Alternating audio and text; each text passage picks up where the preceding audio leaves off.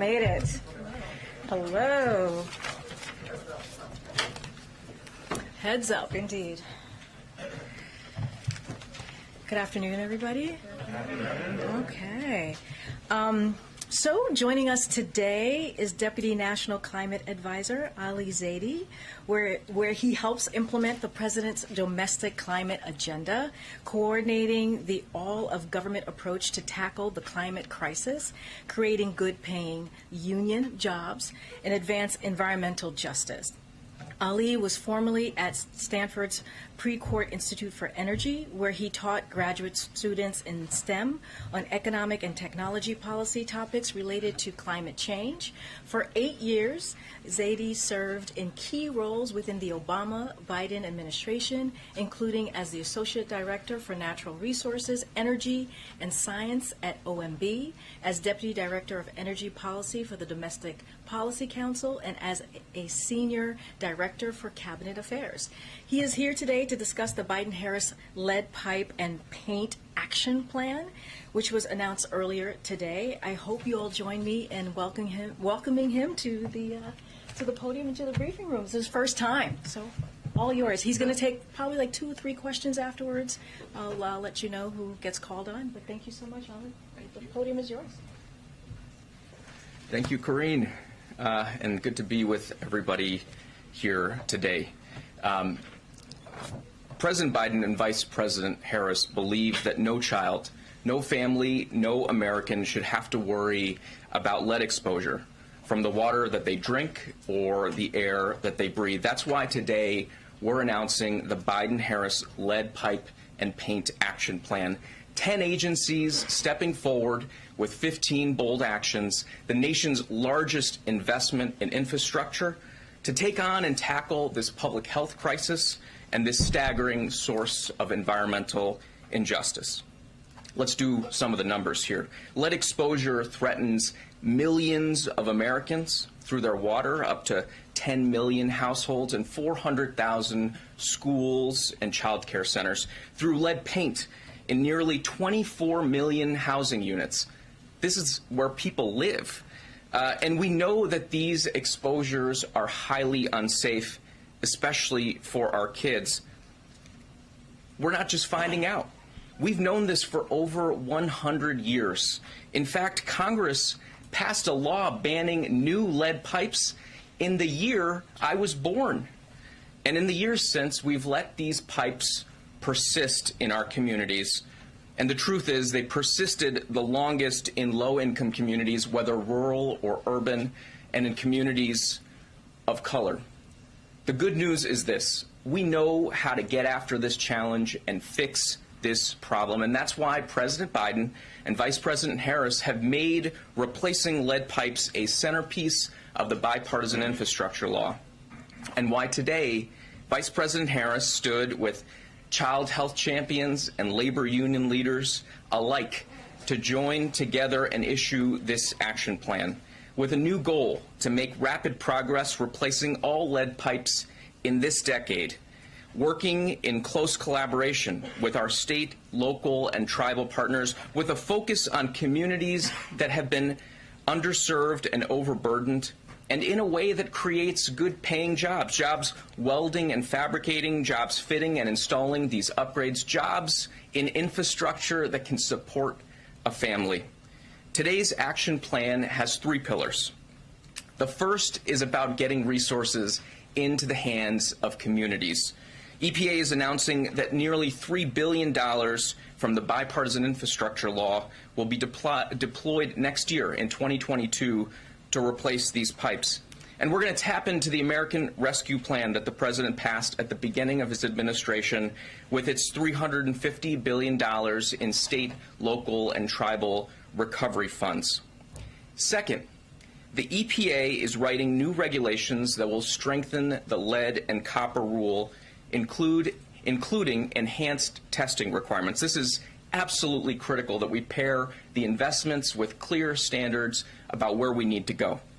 And third, we're marshaling tools from across our agencies, 10 of them bringing actions to the table so that we can tackle this crisis head on. And just as an example, we've got a cabinet level partnership a bunch of agencies coming together at the very top of the agencies, focused on lead remediation in schools and child care centers. We've got the CDC working overtime to make sure we close those gaps that we have in critical health screening across our federal housing portfolio. HUD, USDA, the Department of Interior, we are working to eliminate lead pipes and lead paint hazards. And we've got EPA and the Department of Labor working with local communities, not only to accelerate projects, but make sure that we do them in partnership with unions. Thanks to the leadership of the President and the Vice President, we passed a big deal bipartisan infrastructure law, and that's going to help us replace all the lead pipes, and we're excited to get to work. And with that, eager to take some questions. Thank you so much, Ali. Ali, I'd like to ask you about the Build Back Better plan. The plan is certainly clearly at risk right now in Congress. It certainly doesn't look like it's going to happen before Christmas. The climate piece is a good chunk of that. What will you guys do in your office if those provisions don't end up getting passed? And how does the president then intend to proceed with his goals of reducing emissions without it? Jeff, thanks for the question. You know, what we're talking about today, I think, reinforces the case for investing in America. Every dollar that we invest in this challenge to take on the lead pipe crisis around the country yields $3 of benefits. It's going to unlock good jobs. It's going to unlock public health benefits. It's going to help revitalize communities left out and left behind. And the Build Back Better Act does exactly that same thing, a playbook that is focused on boosting our economic resilience and taking on the climate crisis. And we're excited to be involved in conversations that help us move forward. But let me also note this. From day one in this administration, every single day, the president has been advancing critical climate action. You look at some of the actions we've taken in just the last few months, tackling super pollutants in the form of hydrocarbons, tackling methane emissions, not only here, but bringing around over 100 countries from around the world to take on the same challenge, making sure we're shifting quickly to an electric vehicle future. So we're excited to be continuing to push forward in an ambitious way, in a bold way, and I think today's announcement really brings home the point. If we invest in America, we create good-paying jobs, we unlock environmental benefits all at the same time. Well, just to follow up, what are your biggest concerns about things that may be taken out of that bill, if it passes at all, in the climate space? You know, again, want to focus on what we're doing today because, as I noted, you know, this is action that is long overdue. I think the American people are excited to see us get to work in taking on something that's festered in communities for over 100 years. But we're leaning into every opportunity we've got. The president's been very clear when he sees the climate crisis. He sees the motivation to move with the urgency and pace that's necessary at the scale that's necessary, and he sees jobs. And we're excited to be bringing those jobs into communities, helping sustain families all around the country. Ali, thank you for being here. The president had said he wanted $45 billion to deal with lead pipes and to deal with this issue in the infrastructure bill. Obviously, he got closer to $15 billion. You guys say that's still enough to deal with it 100%. How is that the case if you only got a third of the money you were looking for? Absolutely. Thank you for raising that question. One of the things that's been remarkable, and I think this is the case on lead pipes, I think this is the case on a lot of things. You look at electric vehicles, for example, in just this last year, and it's accelerated since folks got together on the South Lawn in August. We've had the Detroit 3 invest almost $100 billion into the electric vehicle future. The strength of this president's leadership, the certainty and clarity with which he has projected the vision, I think is bringing folks to the table with resources and creativity. And one example of that creativity is the American Rescue Plan, which included $350 billion to support state and local governments. We've got folks in Milwaukee who now have $6 million from that ARP funding that's supporting job training to help replace lead pipes. We've got folks in Duluth, Minnesota, $11 million from that American Rescue Plan going towards lead remediation. I grew up in Erie, Pennsylvania, so I'm particularly excited about the $6.5 million that Governor Wolf helped unlock so that Erie can get after some of the lead gooseneck issues that they've got in the community. So, one, we are seeing folks sprinting in this direction right now, right away. The second thing, and this is where the action plan comes in, is we've been working really hard to make sure that we're being inventive and creative in the way we go after this challenge. That means creating regional technical assistance hubs. It means making sure that we're standardizing contracting. We're using the best technology. We're using data tools to help bend the cost curve, because this doesn't have to cost as much as it's always costed. We have been learning along the way, and it's time to harness those learnings to deliver the solutions that the American people are looking for. April? Crunching the numbers a little bit more and drilling down a little bit more, when you talk about different areas, a lot of it's a heavy lift when it comes to piping and infrastructure and going into houses, going into streets. And then you have the paint in homes that's easier to remediate.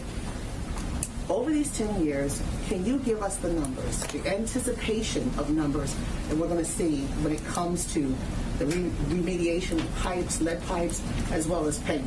Could you give us the stats that you have? Yeah, absolutely.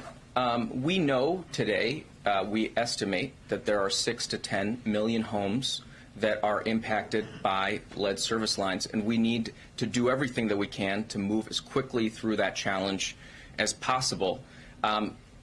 But we also recognize, and I think it's important to be transparent about this, that a little bit of this is mapping the topography of the mountain as we're starting to climb it. We have to go out there. We have to collect the data. There are communities around the United States where we don't know where the pipes are. So those are estimates. We need to figure that out on the front end. That's why we're investing in the data and the community engagement to figure that out. But the goal is very clear. Within this decade, making sure we're getting after that challenge. And on the lead paint front, that is a place where we need to continue to accelerate and marshal investment. It's something where the Build Back Better plan actually does invest dollars, and we're using the resources we have already available to us. Talked about HUD, USDA, and also the Department of the Interior, which works in Indian country, making sure that we're making those resources available. But as you talk about climbing the mountain, do you still at least have a baseline of what you want to see accomplished over this decade? Yeah, the baseline is this. We've got $15 billion of funding in the bipartisan infrastructure law. We're going to move $3 billion of that next year. We're going to leverage that significantly. We're going to mobilize the resources we're already mobilizing through the American Rescue Plan that are creating jobs right now and improving quality of life and health conditions in communities like Duluth, like Milwaukee, like back home in Erie, Pennsylvania. We're excited about that work. Just real quick, Ali, and thanks for being here. You say $3 billion of the $15 billion will be sent out next year. Do you yet know when precisely, approximately, the first lead pipe will actually be removed from the building and replaced with a new one? We are seeing, Ed, thank you for the question, and I remember you from your Federal Eye days, so good to see you. It is throwback. It is so important that we start making this progress right away. And you look at, for example, the city of Pittsburgh, which now has a plan to get all the pipes out by 2026. The funds from the American Rescue Plan already mobilized and taking pipes out of the ground, replacing them with a safer alternative. These dollars will accelerate that effort, and I don't think we're skipping a beat here. What we've been doing as an administration is building the relationships and building, to use a maybe tried term, the infrastructure to deliver the resources that we need and make sure it gets metabolized in the system as quickly as possible. So I think that the short answer to your question is it's already making a difference in communities right now, and we're really excited about that. Thank you for being here. Could you address environmentalists, their concerns about the plan just setting a goal for removing the lead service lines versus mandating that these lines be removed? Can you explain why the administration has gone that way and not? Absolutely. I'm really. I am as an environmentalist, appreciate you asking that question. This is a multi-prong approach, and setting the goal is the motivation. And I think the point, hopefully, I've conveyed is simply by setting that goal, President Biden, Vice President Harris have motivated action in communities all around the country already, but that's not enough. And what the EPA is doing is embarking on rulemaking that will create new binding requirements so that we can have the certainty. I mean, you just think about, you put your kid in the car, you don't just buckle them up with a regular seatbelt, you put them in the car seat, you put the seatbelt on. I would say a lot of my friends click 4 or 5 things before they start driving. We're going to invest. We're going to set standards. We're going to bring technical assistance. We're going to be there shoulder to shoulder with folks as they take on this challenge. And the EPA is doing that. And just to speak to the EPA process, on day one, the first day of this administration, the president signed an order reestablishing the scientific integrity of our rulemaking processes. And so that is what's going to dictate the process. But the goals are very clear, and I think you heard them from Michael Regan, our administrator, how vigorously the EPA intends to develop standards, requirements to make sure that we're delivering on the target. Okay, we're going to take 2 more, Phil and Zolan after. I'm going to follow my good friend Jeff's lead and broaden it out a little bit, if you don't mind. Given the scale of the administration's climate ambitions, of which this is very much a good example of, have you guys felt any constraints on the regulatory side by concern over securing one vote in particular in the United States Senate in terms of what you're able to do, how far you're able to go in terms of your agenda on the climate side broadly? You know, one of the things that's been constraining, and I don't think folks write about this enough, is the incredible hollowing out of the U.S. government as we came in. And one of the things that folks at EPA and other regulatory agencies have had to do is build up that strength, that capacity to be able to do the analytical work to underpin regulations. To the point earlier, we've got to make sure that these regulations are grounded in the best science and the best data, the best engineering work. But if you look at our record, you know, I just tick through some of the sectors. You look at the industrial sector, we finalized regulations that will take hundreds of million metric tons out of the air in the form of hydrofluorocarbons avoided. You look at the oil and gas sector, we proposed the most sweeping methane action strategy and rules requirements around reducing methane emissions. And we went and we galvanized the rest of the world to come along with us, over 100 countries joining that ambition. You look at the auto sector, which is going through transition. We've been at the table, and this is because of the leadership of the president and the vice president. We've been at the table with the automakers, with the environmentalists, with the engineers, with the scientists, and with our brothers and sisters in the UAW, and we forged historic standards that will reach further than ever before on electric vehicles and on fuel economy. So you just tick through it sector by sector. We've made tremendous progress. And the regulatory muscle is not the only one that we're leaning on. Just last week, the president signed an executive order. Last week, he signed an executive order setting new goals for procurement, how we use our buying power as the largest purchaser of goods and services in the world, how we use that to accelerate progress in electric vehicles, in clean power, in 24/7 clean power, in the building sector, even in clean materials like clean steel and clean cement. So I don't think there's any shot we're not taking. I think we are excited to be able to lean in and do it in a way that's grounded in the best science, grounded in the best analysis, and that's going to bring folks along, bring along the good-paying jobs that the president talks about every time he talks about the climate crisis. Go ahead, Zolan. Just a follow up on Build Back Better. There's multiple reports that Senator Manchin is objecting to, including drilling bans off the Atlantic and Pacific coast, as well as Gulf of Mexico. How significant of a loss would that be? What is the White House doing to keep those in the bill? And just separately, a ban on drilling in ANWR is still in the package. What is the White House doing to ensure that that stays in the package? Well, let me talk a little bit about what we've been doing. This is a president that came in and right over there signed back the protections for Bears Ears, an incredibly important national monument and Grand Staircase Escalante. He halted leasing in the Arctic Refuge and in Chaco Canyon, important places to protect for posterity.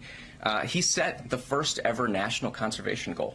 And is galvanizing folks across sectors, across states and local governments in tackling the climate crisis in a way that recognizes it's not just what we're doing to nature, it's that nature can be our partner in taking on the challenges that we face. And look, we've had incredibly productive dialogues in the context of this bill and others on how we take on the climate crisis in a way that marshals the power of nature-based solutions. And the bipartisan infrastructure law, by the way, hopefully I get to come back for the $21 billion we're going to spend to remediate the places we fouled and that can now become hubs of economic activity and hubs of climate solutions based in nature. That was in the bipartisan infrastructure law and brought together Democrats and Republicans in both chambers of the House and passed something historic. So we're excited about that work, and we're moving forward. But it does seem like the drilling bans are now not in Build Back Better. So, I mean, how significant of a loss would that be? And can you still achieve your climate goals if that is left out? So I think I'm going to let Karine go into the minutia of the negotiations. But let me just say, because I think it's come up a few times, Jeff started it, so he gets tagged with it. We've got an incredible crisis that we're taking on in the form of climate change. The president set an incredibly ambitious national target, 50 to 52% emissions reductions by 2030. He did that in April, and we have done everything we can to pursue the multiple pathways that are available to us in every sector. There's no silver bullet when it comes to the climate crisis, but there is a thing as being too late. There's a thing as not being ambitious enough, and we're trying to make sure that we are as ambitious as we can be, leaning into every opportunity we've got in front of us. And I think today is a great example of recognizing the intersections of these policy areas, recognizing the opportunity that's embedded in the crises that are in front of our communities, and being, as I think a president and vice president model for all of us, happy, excited warriors chasing after the prize here, which is to be partners to the American people, and oftentimes folks who have been left behind and looked over. So we're grateful to be part of that work. Awesome. Thank you so much, Ali. Thank you. He has to go. He has to go. Thank you, Ali. There are rural people who don't believe that with the Thank you, Ali. able to change lead pipes in rural areas. Lean into the possibilities. Love that. Okay. Thanks for helping. Okay, I have a couple things for everybody at the top. But first, I want to welcome the members of our Domestic Policy Council who are here. I'm continuing a tradition that Jen started earlier this week in welcoming some staff members here, and also the climate team. They do amazing work, and we couldn't be here without all of the policy, wonkiness that you guys do. So thank you so much and welcome. Okay, a few things at the top. I think there is there's a chart. We love charts here. Today we received further evidence that our jobs recovery is one of the strongest ever. The average number of Americans filing for unemployment over the last 4 weeks is now at its lowest level since 1959. As you see, 69, pardon me, 69, giving ourselves 10 extra years, but I meant 69 here. We've added nearly 6 million jobs this year, the most any first-year president in history, and the number of people receiving unemployment benefits has dropped from 18 million to 2 million since President Biden took office. Thanks to the American Rescue Plan and our successful vaccination program, Americans are back at work at a record-setting pace. And families have more money in their pockets. Americans on average have about $100 more in their pockets each month than they did last year after accounting for inflation. But even as we built an historic jobs and economic recovery, we have dealt with rising prices and supply chain challenges because of the pandemic, along with every other developed economy. Fighting that inflation and lowering costs for the middle class is the president's top priority. While other countries face similar challenges, America, uniquely in the world, is racing ahead with more jobs, more growth, more new small businesses, applications, and more opportunities, allowing us to tackle rising prices from a strength of position. President Biden has taken strong progressive measures to combat these actions with a port action plan, the largest release from our Strategic Petroleum Reserve ever, and actions to combat anti-competitive price gouging, including the industries that affect food prices. And today, the administration builds upon the president's port action plan and recent investments in our nation's marine highway system with new actions to strengthen America's trucking workforce, another critical link in our supply chain. So over 70% of American goods are shipped by truck, and in most communities, trucks are the only form of delivery. The Truck Action Plan will cut red tape, make it easier for people to get commercial licenses, expanding trucking apprenticeship, and launch outreach efforts to recruit new drivers, including by reaching out to veterans who already have the skills and experience to fill these jobs. This is the largest action the administration is taking to address supply chain blockages with the goal of reducing prices. So this is a big day for the administration. Lead pipes and taking on the supply chain with the trucking, our truck announcement. Yesterday, the Department of Education released new data showing that 99% of students are enrolled in full-time in-person learning this school year. The data shows that not only did schools open their doors to offer full-time in-person learning this year, but that nearly all students and parents actually chose to come back as well. This is very good news and in alignment with one of the president's top priorities. It's why he pushed so hard to pass the American Rescue Plan, which is giving schools funding to continue implementing mitigation measures, as well as help get students back on track.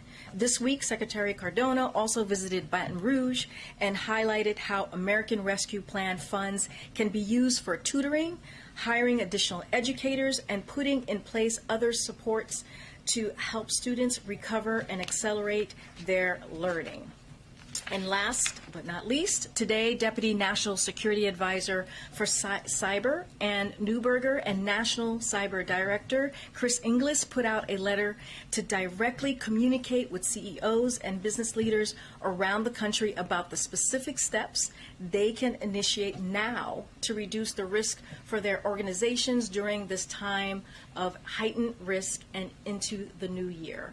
Some examples of these steps include changing passwords and mandate multi-factor authentication, backing up your data, and ensuring you have an incident response plan in place. There's not a specific threat we are tracking, but historically, we have seen breaches around national holidays because criminals know that security operations centers are often short-staffed, delaying the discovery of intrusions. And with that, I give it to you. Go ahead. Thanks, Karine.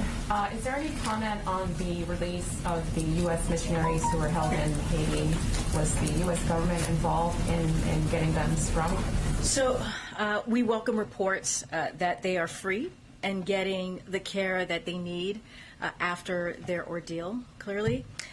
We are thankful for the FBI, the State Department, and Haitian law enforcement officials who have been working tirelessly to get these missionaries safely home. As Jake Sullivan said when this ordeal began, the president received daily updates on this issue. The U.S. government has been working tirelessly over the past 2 months to get them released and get them the medical care and support they need after an ordeal like this. Protecting the welfare of Americans overseas and freeing Americans held against their will is a top Biden administration priority. For any specifics on the details of this, I would refer you to the Department of State. And then today, the president had a conversation with several senators about voting rights. Can you, talk a little bit about that, the senators that he was talking to, and how did that conversation come together in the first place? Was it initiated by the White House or the senators? So today, the president, as you just mentioned, Darlene, and the vice president met virtually with Democratic senators to discuss voting rights. The senators provided an update on their progress, and the president and the vice president reaffirmed the importance of acting to ensure that every American can vote and have that vote be counted. The members they spoke with include Senators Schumer, Kaine, King, Klobuchar, Manchin, Merkley, Tester, and Warnock. The president has been getting regular updates on this from his team, who all of us have made voting rights a priority. And one last one. Yesterday, he was asked a question in Kentucky, and he said that if we can get congressional voting rights done, we should do it. If we can't, we've got to keep going. There's nothing domestically more important than voting rights. It's the single biggest issue. Was he speaking generally about voting rights in the sense that if we can get it done, we should do it? Or was he trying to say that Build Back Better should now take a back seat and voting rights, the Senate should? That's a jump. Well, it would be. That's a jump. So let me just lay a couple of things out for you. The president has made clear that the systematic effort to deny people the right to vote in this country is just plainly wrong, unconstitutional, and goes against the very foundation that our democracy was built on. The president believes the right to vote is the cornerstone of our democracy and has repeatedly urged Congress to act to protect the right to vote and access to voting. He has addressed this issue in front of Congress. He has addressed this issue privately with members of Congress and senators, as I just read out, and of both parties he's done this. He has addressed this issue with civil rights leaders at the White House. And so, protecting the cornerstone of our democracy should not be a partisan issue, but sadly, what we're seeing is that this has been the case. So in the past, voting right has been a bipartisan issue. So my question to Republicans are, how has this changed? Why has that changed? So as the president said yesterday, to your point, there's nothing more urgent than passing voting rights and getting that done. Anyone who knows this president has followed his career on voting rights and knows this belief is core to who he is, and will continue to work with Congress to get this done, and he's going to continue to focus on it, and so will his team. Follow on that. Thank you. Earlier this week, the White House described talks between the president and Senator Manchin as constructive and productive, but sources on the Hill say that these talks have actually been going, very poorly, and it does now appear that Build Back Better doesn't have a path forward this year. So I'm wondering, how now would you describe the conversations between the two, and what, again, were those areas of productivity earlier this week? So, as you all know, we don't go into specifics. We have a policy of not talking about private conversations, and even Manchin said that himself. Person-to-person conversations should be kept private. So the president discussions with lawmakers outside of readouts that we have, usually we keep that promise.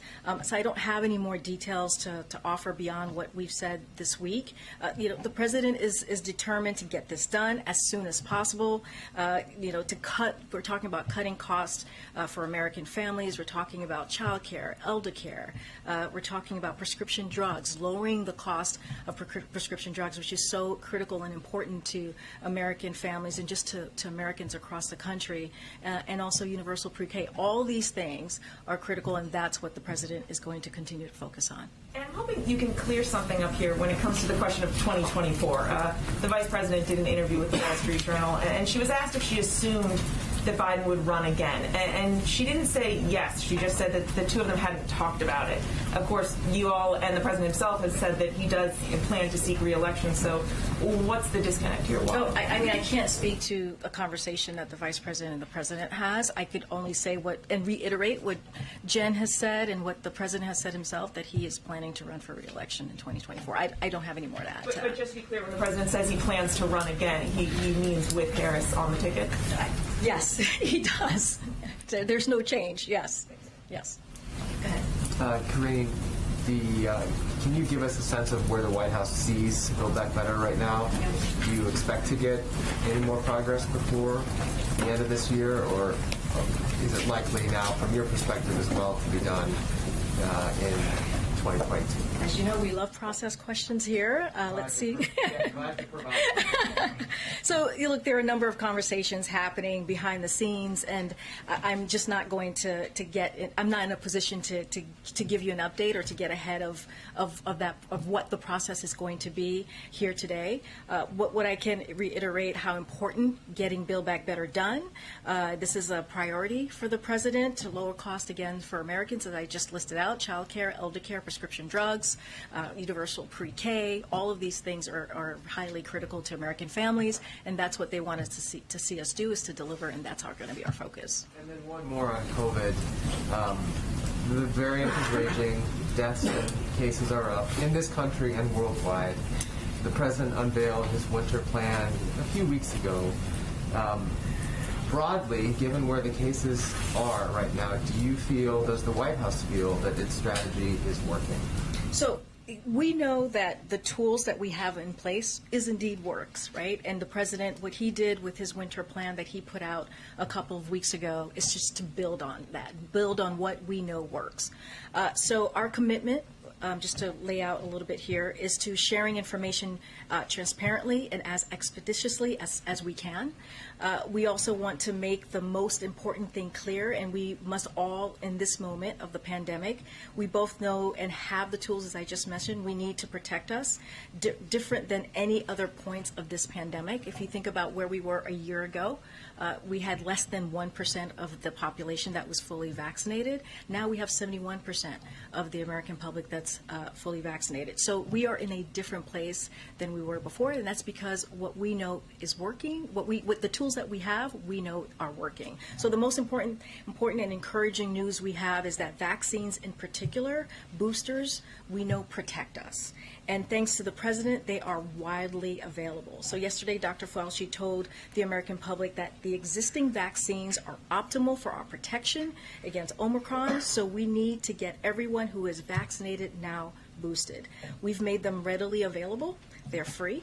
And through the winter plan, as I just mentioned, we have AARP doing extensive outreach to our most vulnerable, pharmacies doing proactive outreach and expanding availability, and have a continued ramp up paid media campaign driving Americans to their boosters. We also know it's critical Americans not lose sight of masking indoors, where CDC recommends this. We've been clear that we must follow this simple measure we know helps to stop the spread. And beyond vaccine effectiveness, we're looking at transmittable severity. We know vaccines and, importantly, boosters are critical, as Dr. Fauci also messaged. So we also know this is more transmittable variant, the Omicron, and so we have to do everything that we can to get people vaccinated quickly and get boosted, and also boosted as quickly as we can. So we're just going to continue pushing forward the plan, the tools that work to get Americans vaccinated and boosted. Okay, yeah.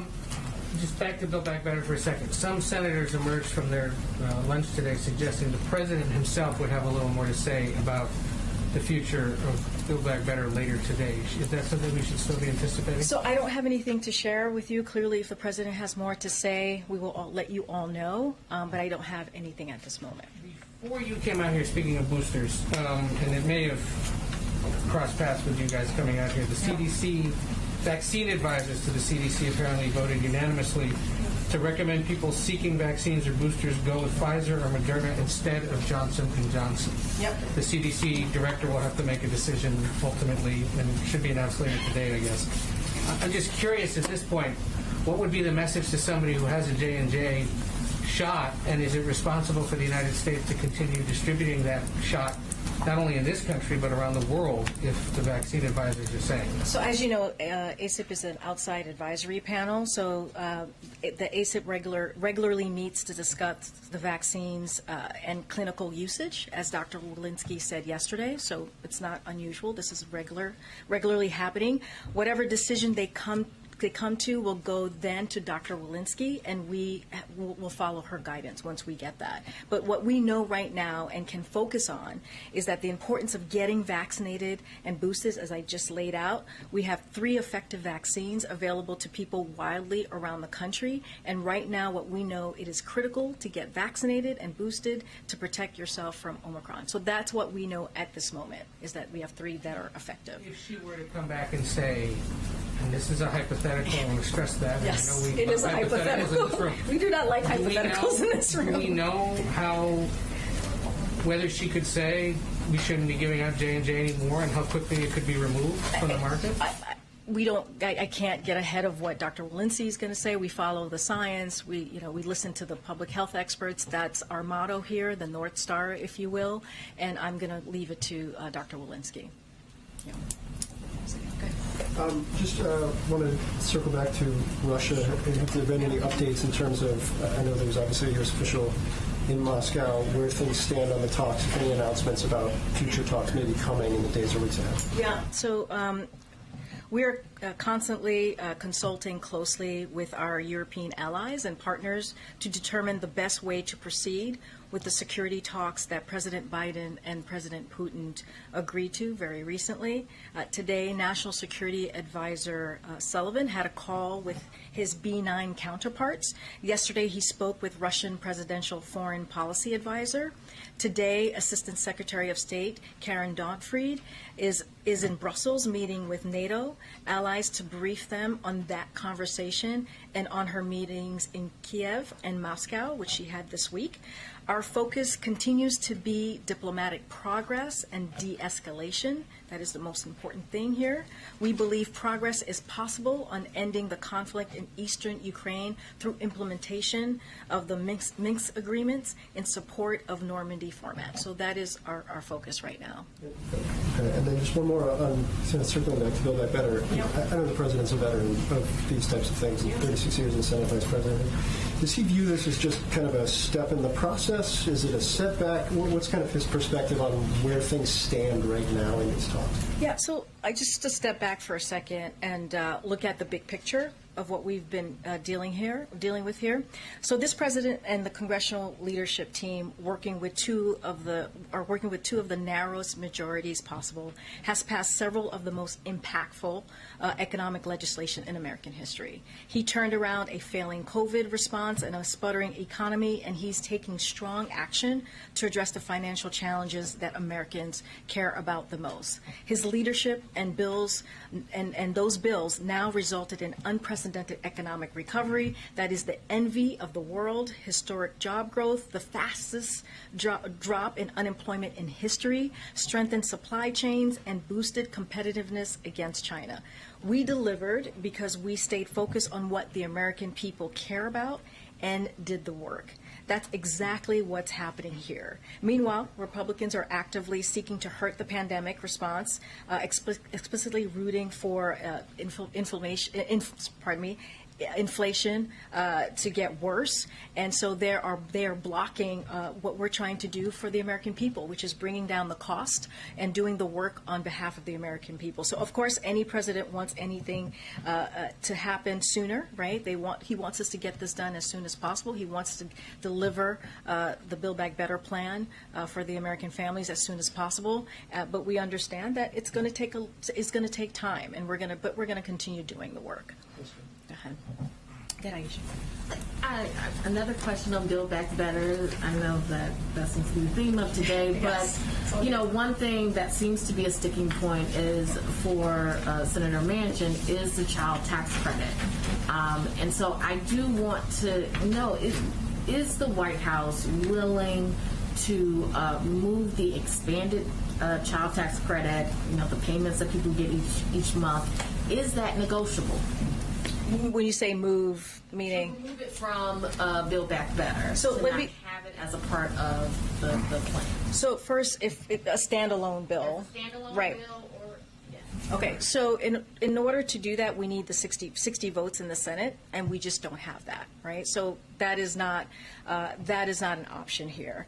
But what we're going to continue to do is move forward and have the conversation on Build Back Better, and to get that done. That's one of the reasons the president included it in the child tax credit, included in the Build Back Better bill. Look, the CTC puts money directly into the pockets of families across this country at a time when, unfortunately, the cost of some everyday things have gone up. We'd hope that everyone in this town, regardless of party, would support it. The president was clear when he signed the child tax credit extension into law as part of the American Rescue Plan. He viewed it as a vital tool to fighting child poverty and helping families. So the president believes the child tax credit is a highly effective policy and needed now more than ever, and that's why he included it in the Build Back Better plan. So must it remain in the Build Back Better plan? Because there's some talks about it possibly being removed and maybe not in a separate plan if Manchin will not support it. Well, all I can tell you right now is if we pull what we've been hearing and people have been asking us, how would we support it being in a standalone? And the thing is, the reality is, you need 60 votes in the Senate. We do not have 60 votes in the Senate to do that as a standalone.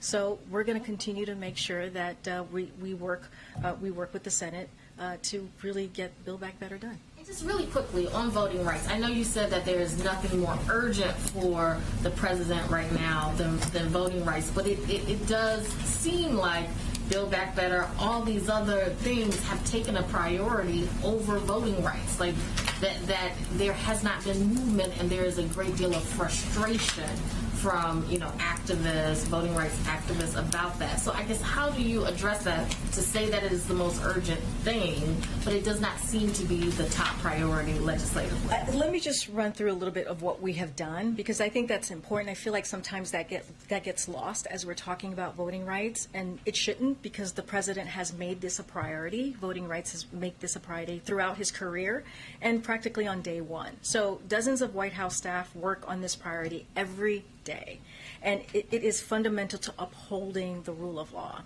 You all heard the president speak about this at length at the 10th anniversary of MLK's memorial, which was not too long ago, decrying the big lie and making the case for voting rights legislation. Here's what we've also done, because we are not waiting for legislation. We wanted to make sure that we moved forward very quickly and got some of these things done. So the president's historic executive order in March, which he signed on Bloody Sunday, and which agencies have now submitted action plans for, leveraging the power of the administration to protect the franchise and make it easier to vote. That's one. DOJ has been doubling their voting rights staff at the Civil Rights Division, as well as taking steps to ensure compliance with voting rights statutes, launching a task force to combat the increase of threats against election officials and election workers, and issuing guidance on a variety of issues pertaining to fair and secure elections. And the president appointed the vice president at her request to lead this administration-wide effort using the bully pulpit and convening power to the White House. So the president believes the right to vote is critical, it's crucial to the health of our system of government. So that's what we've been doing. So I don't want that to get lost. I'll get to you in a second, April. Thanks, Karine. I wanted to also follow on this child tax credit issue with Joe Manchin. I remember a couple months ago we were sitting on a tarmac delayed because the president, with much fanfare, came out and announced he had a framework that had sort of sign-off from senators. And then this week we've learned that Joe Manchin has either asked for child tax credit to come out or sort of pitched a 10-year child tax credit that would cost 1.4 of his $1.75 trillion. So based on that, has Joe Manchin sort of reneged on a commitment that he made to the president when you guys made that announcement, or did you not actually have the announcement in hand before we took it? Look, Justin, as I said, I'm not going to get into private conversations. Certainly not going to lay out what has been negotiated or not negotiated. I'll let Senator Manchin speak for himself on what he wants included or not and where he sees this. And then on COVID, in response to Jeff, you said that the tools that we have are working. And I take the point that if you're fully vaccinated and boosted, the chance of severe harm from COVID to you, your personal risk is relatively low. But that doesn't describe a majority of Americans. And just in the last 2 weeks, we've seen cases up 40%, deaths up more than a third. And so I'm wondering, in light of that, are you guys still categorically ruling out the possibility that we might see lockdowns this winter, especially considering how boosters have not kind of had the uptick that we would need to see here? And are there going to be any operational changes here at the White House? Obviously, the president, 79 years old, he's been boosted, but the virus is swirling in a way that we haven't seen probably in a year. Look, as it relates to shutdowns, which is what I was trying to convey to Jeff as he asked me this question. Look, we've been very clear. Dr. Fauci has been very clear. Our public health experts have been very clear. We know what works, and we're going to continue to do what works, which is making sure that we do everything we can to get folks vaccinated. We're at 71% of people being fully vaccinated. That's a huge difference to where we were a year ago. As I just stated, a year ago we were at less than 1%. We're at 83%, more than 83% of people who have at least one shot. So we're doing the work to get us there. With boosters, about more than 50 million people have gotten that booster shot. And the president laid out his winter plan about 2 weeks ago to really talk about those dozens, the 12 tools, additional tools to build on what's working, to make sure that we offer it, the American public feels like they have that access and feel comfortable in getting that booster shot. So it's important. We got to make sure that we take care of our seniors, our most vulnerable. So that is what we know. We listen to the science. As I said, that is the North Star for us. We listen to health officials, and so we're going to continue doing what we know works and continue to talk to the American public about that. Go ahead, Peter. Thanks, Karine. First, a little before you came out here, report crossed. Why is the administration suspending talks for cash payments to the families of illegal immigrants separated at the border? If the president has said you lost your child, it's gone, you deserve some kind of compensation no matter the circumstance. Did he change his mind? Does he no longer think that these people need compensation? So, Peter, it's ongoing litigation, so I would refer you to the DOJ. I can't speak from it from here. Okay, a question about crime recently. The mayor in San Francisco is now trying to add police funding because when she pulled it to reinvest in communities, crime went way up. So would President Biden, as the leader of the Democratic Party, advise Democratic mayors not to pull money from police budgets? So I can say this. It is absolutely unacceptable when gun crimes are taking lives, when families don't feel safe going to the park or their local schools, when thieves feel impunity in stealing from retailers. So we applaud the mayor making sure that there is more police presence in the city to protect Americans. And so if you're a mayor, this is what we say to local leaders, if you're a mayor or a local leader, there is a crime problem in your community, we think you should step up and do something about it, just as many mayors are already doing. And we've made clear that we're going to offer federal support to help you do that and to keep communities safe.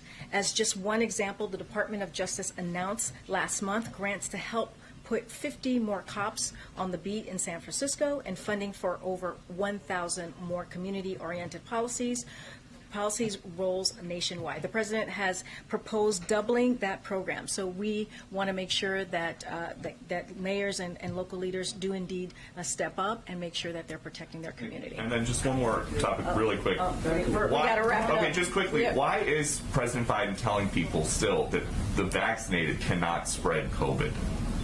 Can you say more? Yeah, in a local interview on Tuesday, he said, how about making sure you're vaccinated so you do not spread the disease to anybody else? The CDC says people who get vaccine breakthrough infections can be contagious. Well, I'll say this. I didn't hear this interview, so I would have to see it in its full context. What I know and what the president believes is that we have to listen to the science, we have to listen to our public health officials, and that's what the president believes. Thank you. Oh, in South Carolina? Yes. What's the topic? Is he talking about voting rights? I will have more to share with you on that later, but we know we have to go. And if you want, you can come and see me in the back, and I can get you more information. Thanks, everybody. Thank you. Thanks, everybody.